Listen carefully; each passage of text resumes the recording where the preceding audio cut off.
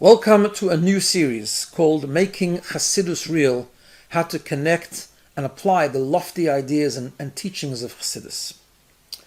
So today is more of an introduction, and I want to just first of all share with you where the inspiration for the series came from. It came from discussions and interactions I've had with people over the last few years, picking up a theme that people are struggling with the concept of relevance. Chassidus, of course, is something which teaches very high and lofty ideas, and people seem to have a problem with making it. How do we apply it to us? How do we live it? How does it become relevant to our lives, so to speak? How do we make Chassidus real? Now that's an important question because it is extremely important to make Chassidus relevant. However, we really need to be very careful and cautious of how we do it, and to understand what Chassidus wants from us and to make it relevant in the right way. So there are so many angles and details to this topic, but today I want to just give an introduction. And what I want to do, I just want to introduce two foundations, two Chassidus, which I think are really, really important, and as a basis for some of the discussions that we're going to have over the next few weeks in unpacking and trying to sort of break down the different ideas and also focus on specific topics as we go along. So I hope you'll join me and come along with the journey of the series. Today, again, I want to make 2 points. The first is, Chassidus is not, or Tanya, is not a self-help book or a personal development or personal growth manual. Personal development is a good thing. Personal growth is perhaps a good thing, but when we talk about self-help, it's more about self. In other words, Tanya or Chassidus is not a book that's designed to deal with our insecurities, to deal with our self-esteem, to deal with our addictions, our relationships, our being in touch with our feelings. That's not what Chassidus is all about at all. Not that it can't help those things, but that's not what Chassidus is designed for. Now, let's just understand that. I say this with many angles and on many levels. If you wanted to define Chassidus, as the Mittler Rebbe talks about it in a bit of Arichus, it's about Achdus Hashem. It's about understanding how this world is really nothing, as the Alter Rebbe speaks about so in detail in Shar Yichud V'Emunah. This world is completely bottle. We are bottle. And to understand how all of reality is really the Eibishter. Achdus Hashem, the oneness of Hashem. Chassidus is about serving Hashem with Ava and Yira, first part of Tanya, having Avas Hashem and Yiras Hashem, strengthening our bittul to Hashem and our avodas Hashem. Of course, once we do that, part of that process is, as the Friedrich Rebbe talks about a lot, l'shanas teva midosav, of course, changing our midas, changing the way we respond, where our passion is, where our love is, which includes obviously the way we relate to other people, and so on and so forth.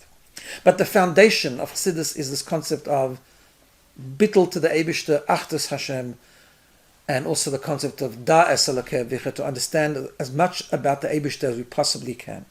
That's Chabad, Chochmah, Bina, and Das. Now, obviously, if we learn Chassidus and we live by Chassidus, of course it could help all of the things we talked about. It could help our relationships. Obviously, if we become more bottle and don't take ourselves so seriously, our relationships to other people will be a lot better. We'll make space for other people, and so on and so forth. Obviously, we will be able to not give in to our tivus and help some of our low-level addictions, so to speak. That's true. But that's not what Chassidus is about. That's not what the definition of Chassidus is.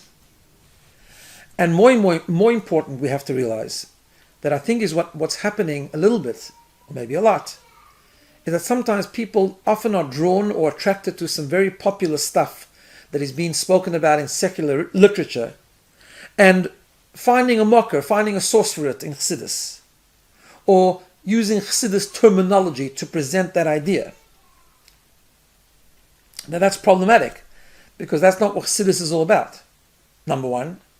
And number two, some of those concepts that we're attracted to sometimes because they're very popular and they make us feel good, some of those ideas are actually not in line with Torah itself. Now, there are some stuff in the wider world and the wider literature that happens to be in line with Torah. That's a very strong possibility, that it's in line with Jewish thinking. That's okay.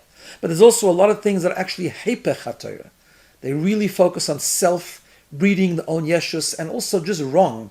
Al Pi Torah, we're going to visit some of these things over the next few weeks. And it's very dangerous. We have to be very, very careful to not fall into the trap of just being drawn in to those ideas just because they make so much sense. And if you can find a mocker, if you can find one place where it seems to be saying the same thing, a little bit out of context maybe, we sort of go with it and run with it and talk ourselves into it. That's what Chassidus is, and that's what Chassidus is teaching us. That's very, very dangerous. We have to be careful. Secondly, on the other hand, however, I want to just mention, of course, that when we talk about self-help, if someone is really suffering from a serious mental health crisis, like clinical depression, or eating disorders, or real deep anxiety, or full-blown addiction, or obsessive-compulsive disorder, OCD, or whatever it might be, then of course, Ruchnius always helps for everything. It always helps in the process of healing. But really, it's like a regular illness. And just like when you learn Tanya, Chassidus is not going to help your broken hand or your weak heart. It will certainly help you be more gesund, because a ruchnistic person obviously contributes to the healing, as we know. But you also need to get the proper intervention. Real mental health is not something you can learn Tanya for. It's something that one needs professional intervention, and one should always be aware of that and speak to the right people, the right mashpia, and find the right help.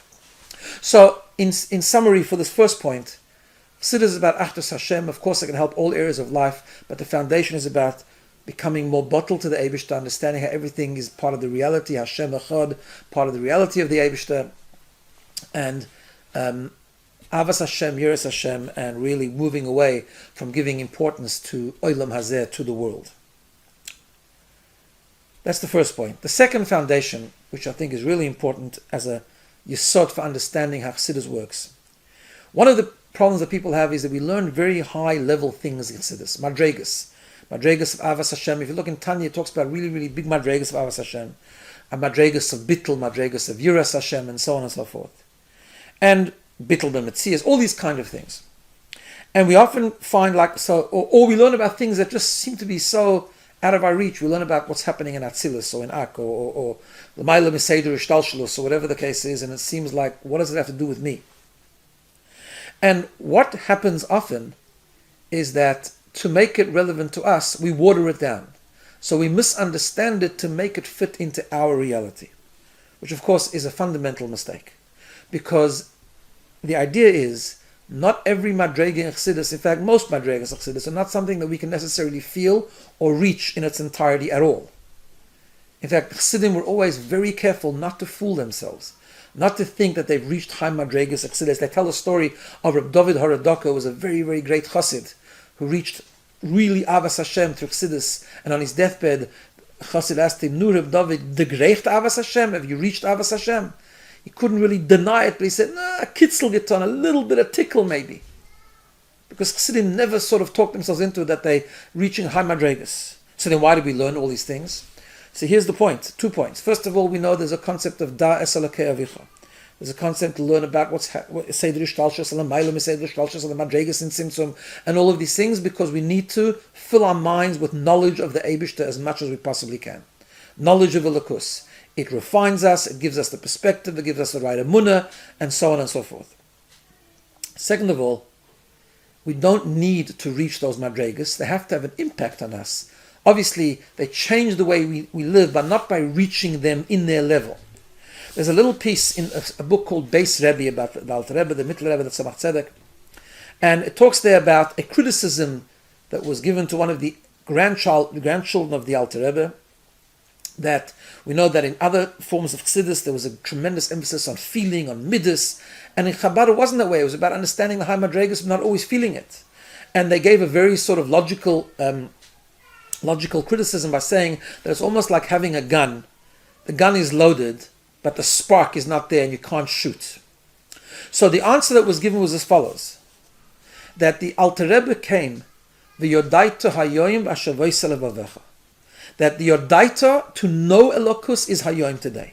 Our main idea is to fill our minds, to have the right hashkafa, to have the right perspective, to understand these madregas, not necessarily to reach them. But the Alter Rebbe said that the Hashavesa Levavecha, the midas, the feeling it, the actual reaching it, will come when Mashiach comes. But he said he wanted Chassidim to be frum in Machshava Dibur Umaisa. In other words, they should be complete in Chabad, Chochom bin Adas, and Nehi, Netzach Hod Yesod, which is relates more to behavior and action.